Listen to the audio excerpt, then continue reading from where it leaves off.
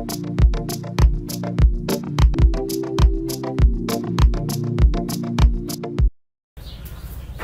Machine কিভাবে start করা হয় এবং কিভাবে শাটডাউন দেওয়া হয় তা এখন দেখবেন। এখন পজ মেশিনটা বন্ধ আছে, এটা চালু হবে।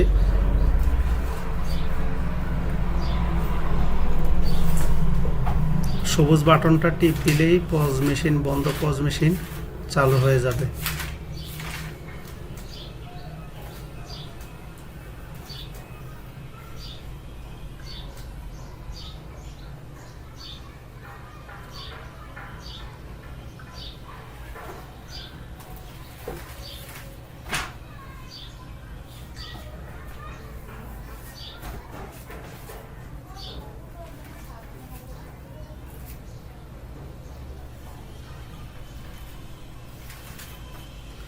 এখন চালু পজ মেশিনকে কিভাবে বন্ধ করা হয়, ডট এবং হলুদ এই দুইটা বাটন একসাথে চাপ দিলেই পজ মেশিন শাটডাউন হয়ে যাবে।